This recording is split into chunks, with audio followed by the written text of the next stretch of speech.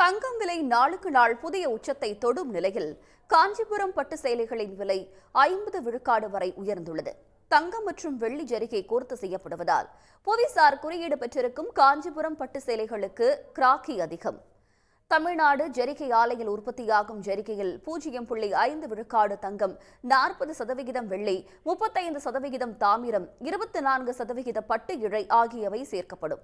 கடந்த சில மாதங்களாக தங்கத்தின் விலை தொடர்ந்து அதிகரித்து வருவதால் ஜரிகை விலையும் கணிசமாக உயர்ந்துள்ளது. கடந்த ஆண்டு 15,000 ரூபாய்க்கு விற்கப்பட்ட ஒரு மார்க் ஜரிகை 20,000 ரூபாயாக உள்ளது.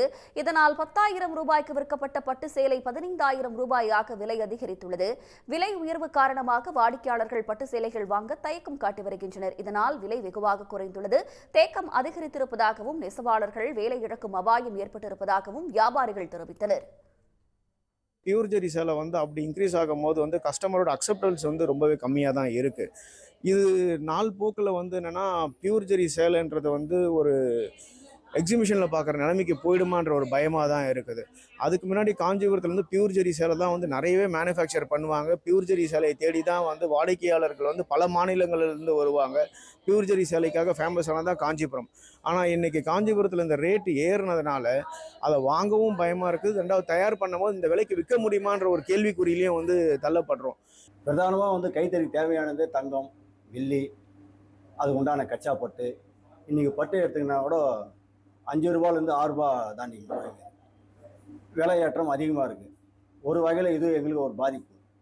அது மட்டும் அல்லாமல் காஞ்சிபுரத்தில் பிரதானமாக கைத்தறி சங்கம் தான், கையால் நெய்யற கையால் உடுத்துகிற சேலைகள். அது அந்த சேலைகள் இன்றைக்கி காஞ்சிபுரத்தில் வெளியூர் சேலைகள் அதிகபட்சமாக விற்பனை ஆகுது. ஒன்றிய மாநில அரசுகள் உடனடியாக இந்த பிரச்சனையில் தலையிட்டு ஒரு குழுவை நியமித்து விலையை கட்டுக்குள் வைத்திருக்க வேண்டும் என்ற கோரிக்கை எழுந்துள்ளது. அதேபோல தேக்கத்தில் இருக்கும் சேலைகளை கோவாஃப் டெக்ஸ் மூலம் கொள்முதல் செய்ய வேண்டும் என்று CITU நெசவாளர் சங்கம் வேண்டுகோள் விடுத்துள்ளது. உற்பத்தி செய்யப்பட்ட சேலைகள் என்பது விற்பனை செய்யாம தேங்கி இருக்கு.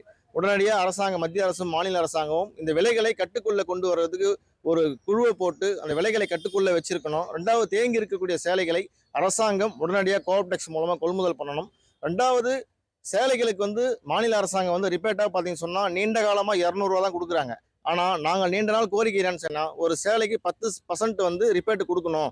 அப்படி கொடுத்தாங்கன்னு சொன்னா எங்களுக்கு இன்னும் கொஞ்சம் கூடுதலாக சேலைகள் குறையும், கைத்தறி நெசவாளருடைய வாழ்வாதாரம் என்பது உயரும். தேர்தல் காரணமாக கடந்த 2 மாதங்களாக பட்டு சேலை வியாபாரம் பாதிக்கப்பட்டிருந்த நிலையில் தங்கம் விலை உயர்வு கூடுதல் பாதிப்பை ஏற்படுத்தியுள்ளது. இதனால் ஆண்டுக்கு 10,000 கோடி ரூபாய் அளவுக்கு நடைபெற்று வந்த வர்த்தகம் தற்போது கணிசமாக குறைந்துள்ளது. உடனுக்குடன் செய்திகளை தெரிந்து கொள்ள சன் நியூஸ் பெல் ஐகானை கிளிக் பண்ணுங்க.